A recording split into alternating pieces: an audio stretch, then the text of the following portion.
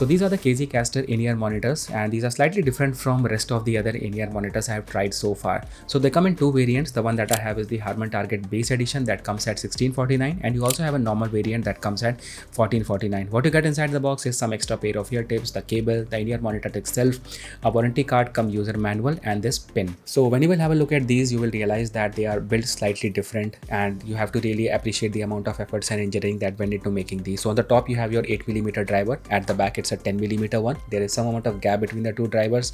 You have this small tiny hole on the monitors for the air to move in and out, and overall the construction is a combination of, I think, metal and resin. The earphones feels very dense, and they are not actually super lightweight, but I used them for 1+ hours and I really had no issues related to comfort and fitting. The next unique thing about these monitors is implementation of tuning switches, which is like you are controlling different set of frequencies by operating these switches. Now usually when we talk about a tuning audio waveform, so it's more software based rather than hardware based, because if you buy a TWS, it comes with its own app, you implement different presets, and if you talk about a wired earphone, you can change many things in the inbuilt equalizer of your smartphone, and you can do the same way onto your PC. But here the approach is really different.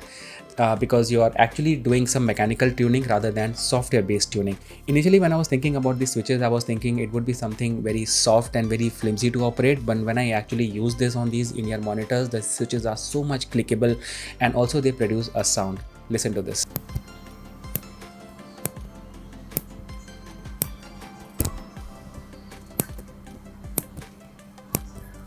Now before I want to give you my opinion on how they sound, I just want to tell you about what KZ has to say about these. So according to KZ, here they are trying to boost frequency range from 20 Hz to 200 Hz, which are mostly your low frequencies. And according to KZ, whenever in a dynamic driver, like whenever high frequencies are playing, so there is always a dip in the low frequencies, and that's the reason you sometimes don't get a good bass whenever you are using a regular dynamic driver earphone. So what they did here is that they implemented that 10mm bigger driver at the back, so that it boosts that low frequency region from 20 Hz to 200 Hz or 300 Hz. So you get good low frequencies along with good mids and good high frequencies. I think that makes it very clear. Now let me talk about the tuning switches, and the real question is that how much amount of bass boost can you expect by implementing that 10mm driver. So according to KZ, the switch 1 and 2 are for low frequencies, the switch 3 is for mid frequencies, and switch 4 is for high frequencies. So if you're operating switch 1, it creates a 1 dB boost. If you're operating switch 2, it creates another 1 dB boost. So together switch 1 and 2 will result in 2 dB boost in low frequencies.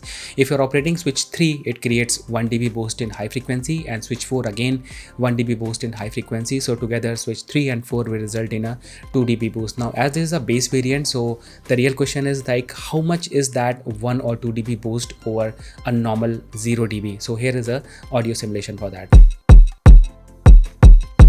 Now, after all that being said, I just want to tell you what I think about this, and I want to describe them using a single word, which is behtareen, or simply fabulous.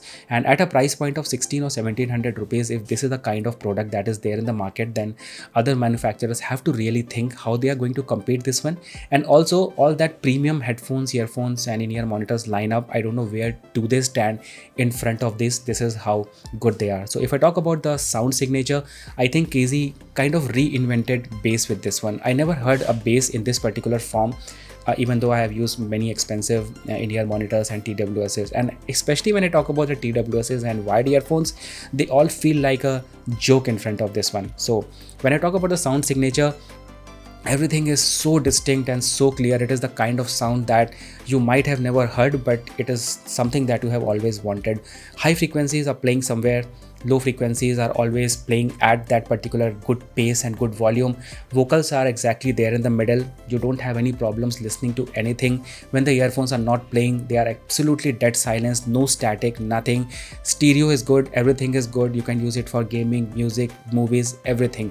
And even though they have provided 4 tuning switches on this one, but even though you're not playing much around with the tuning switches, I mean, you can create 16 different combinations with these switches, but even if you're not doing anything, they're just sounding fabulous. I tried these in-ear monitors with my DAC and also normally with my computer and my smartphone.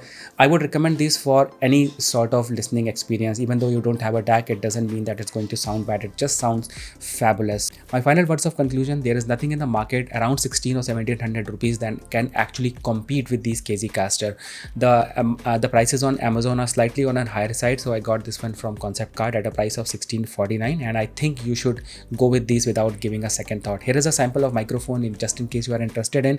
Make sure to subscribe and make sure to follow me for more comparison videos and in-depth reviews. Thank you so much. So this is the kind of microphone quality that you get from these KZ CASTOR, and anyone who is going to buy this is not going to buy this one for microphone. Everyone is going to buy this one mainly for audio. But anyway, this is what it sounds like.